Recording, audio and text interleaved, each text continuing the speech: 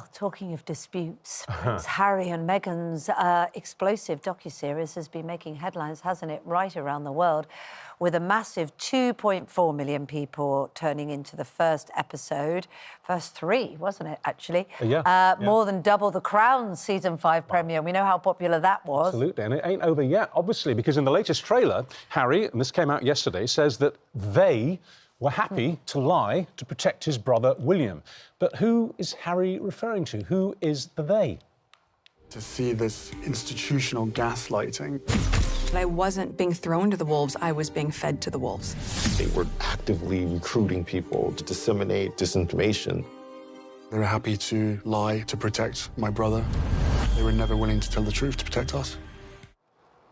Well, Buckingham Palace once again braced for the next 3 episodes of Harry and Meghan, which will be released on Thursday in the morning. And joining us now is royal editor at the Sunday Times, Roya Nikkhah. Good to speak to you this morning. Oh, Nikkhah, it feels. I mean, there'll be people that'll be glued. There'll be people that are horrified. You also think of the individuals involved in this situation, don't you? And it feels like it's been ramped up this time round. It definitely does. I mean, the trailers that have been dropping they're leaving little to the imagination. And I think the one that dropped yesterday is probably the one that's giving the palace and the royal family greatest cause for concern, because as you showed in your clip there, I mean, there are some extraordinary allegations in there.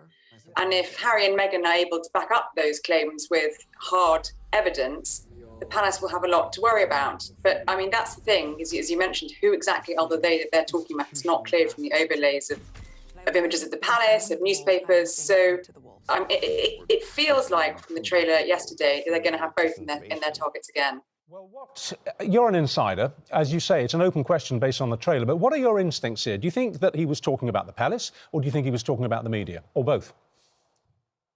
I suspect it's probably both.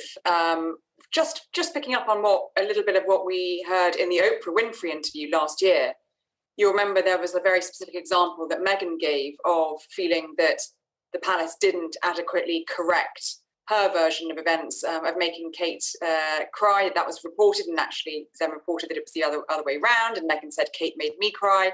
And she said in that interview that the palace weren't willing to go out and correct that to protect her. And I think we're going to hear quite a lot more of that, and possibly more examples from where Meghan felt that the institution didn't come out and protect them as much as possible. Do you think they're going to name names? Do you think they're going to name names? For example, in the Oprah interview that you referred to, there was the reference to a senior member of the royal family speculating on the skin colour of the baby that was due to be born. But obviously there was no reference to who that person was. But they know who it was. Do you think they'll tell us?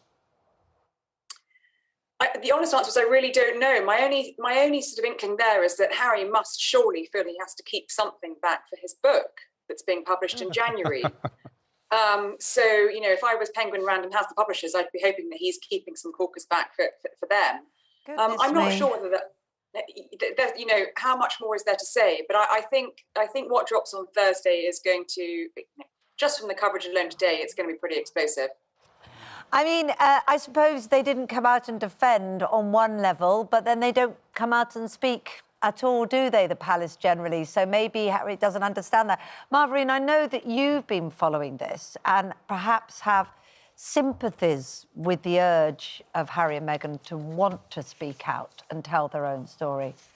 Yeah, absolutely. I think, you know, it's absolutely right and proper, isn't it? Because all they felt is that the headlines, which are tumultuous often, and in my view, totally over the top, they feel that they are a one-sided story. All we can hope for from what is aired on Thursday is that whatever allegations are made, that the palace takes those seriously instead of and not rebuff them without some more investigation. Well, they'll rebuff them if they feel that they're simply not true, which takes us beyond, you know, recollections may vary. I mean, Nikkhah, would you agree? Oh, Roya, I'm so sorry. Would you got all public school, calling people by their surnames. Absolutely. Do beg your pardon. Maidley. You can call me Maidley if you like. Would you agree that what we saw in the first 3 programmes, and we're probably going to see in the next, is a complete abandonment of caring about what the media thinks? Because the media absolutely went after them last week after the first 3, and they're going to go after them again. Whatever they say, I mean, they are now in each other's sights. They don't care anymore, do they, what the media thinks? That is definitely right. I know from someone who speaks to Harry that Harry just assumes automatically every time there's a story it'll be negative in the British press. He doesn't care about that anymore. No. Do you know what's interesting? What I know he does care about and what he does read. He reads all the comments below newspaper articles. He reads all the comments and the threads on Twitter feeds.